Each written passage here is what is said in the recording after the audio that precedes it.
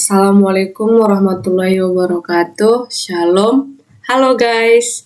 Perkenalkan, namaku Tinawati, guru Pasaribu dengan NIM 2301010011. Di sini saya akan menjelaskan video implementasi algoritma prim dan Borovka. Apa itu algoritma prim? Algoritma prim adalah algoritma dalam teori graf yang digunakan untuk menemukan pohon rentang minimum atau minimum spanning tree dari sebuah graf berbobot yang terhubung. Berarti, algoritma ini mencari himpunan bagian dari sisi atau edge yang membentuk pohon yang menghubungkan semua simpul atau node dengan total bobot terkecil. Algoritma prim ini merupakan metode untuk menemukan MST dengan memilih simpul awal dan menambahkan tepi terkecil yang menghubungkan ke simpul yang belum terhubung. Proses ini diulang hingga semua simpul terhubung.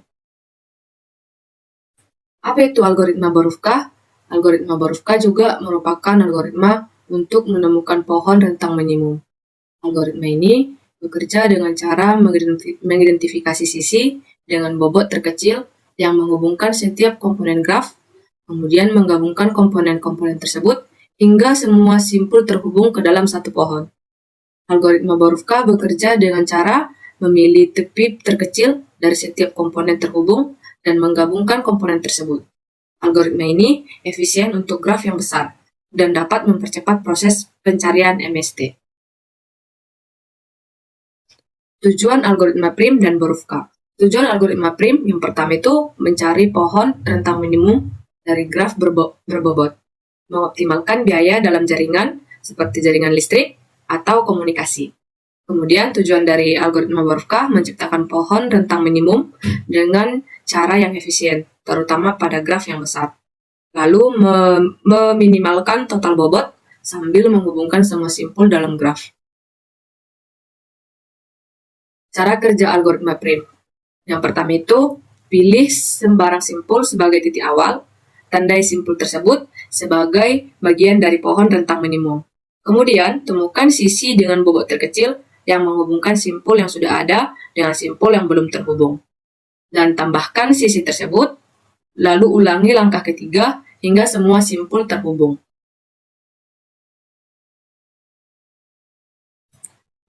Cara kerja algoritma Borovka. Yang pertama itu, mulai dengan setiap simpul sebagai komponen terpisah. Untuk setiap komponen, cari sisi dengan bobot terkecil yang menghubungkannya ke komponen lainnya. Tambahkan sisi-sisi tersebut ke pohon rentang minimum, gabungkan komponen yang terhubung, dan ulangi langkah 2 hingga hanya tersisa satu komponen. Selanjutnya itu, implementasi algoritma. Implementasi algoritma dalam bahasa pemrograman seperti Python atau Java sangat penting dalam penggunaan data struktur yang tepat, seperti heap untuk prim dan untuk Borovka. Dapat meningkatkan efisiensi secara signifikan. Aplikasi dalam kehidupan nyata. MST memiliki banyak aplikasi dalam kehidupan nyata, seperti dalam desain jaringan, pengoptimalan rute, dan pengurangan biaya dalam infrastruktur. Memahami algoritma dapat membantu kita dalam menyelesaikan masalah yang kompleks. Oke, baiklah, langsung saja kita masuk ke Visual Studio Code. Kita langsung membuat codingannya. Kita langsung buat aja codingannya. Include.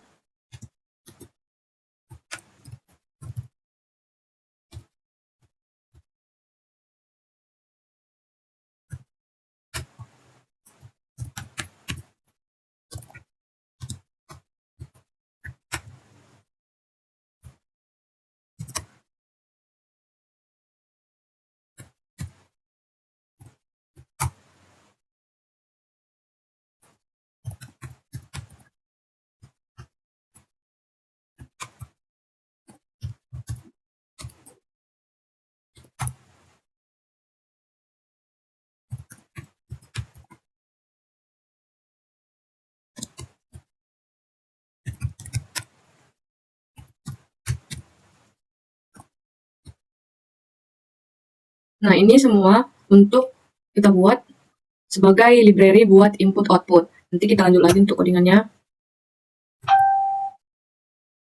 Nah, ini dia codingannya sudah sangat banyak, saya sudah sempat menulis juga sebagian, saya buat. Ini dia codingannya. Di sini saya menggabungkan semua codingannya, codingan dari prim sama huruf K. Codingan dari prim dan huruf K, langsung saja putaran. Kita tunggu sampai dia benar-benar bisa. Nah, ini dia hasil outputnya. Nah, di codingan ini gunanya H itu mengimplementasikan sebuah sisi H dalam graf. Setiap sisi memiliki dua simpul, yaitu O dan V. Jadi hasil baru di dalam algoritma, dalam fungsi create graph ini juga membuat graf kosong dengan jumlah simpul V dan inisialisasi jumlah sisi E ke 0. Langsung aja kita ini huruf K ya, yang prim. Nah, yang ini algoritma prim codingannya. Di sini dimulai dengan simpul 0. Simpul pertamanya itu simpul ke 0.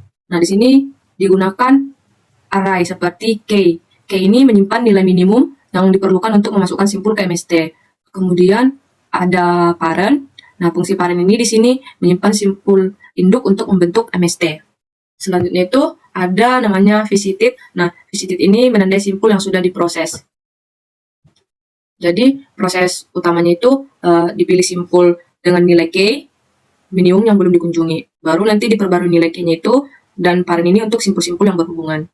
Selanjutnya untuk algoritma huruf K. Algoritma huruf K ini. Nah, algoritma ini bekerja dengan pembagian graf menjadi banyak pohon kecil atau halnya setiap simpul dalam satu pohon. Jadi di sini digunakan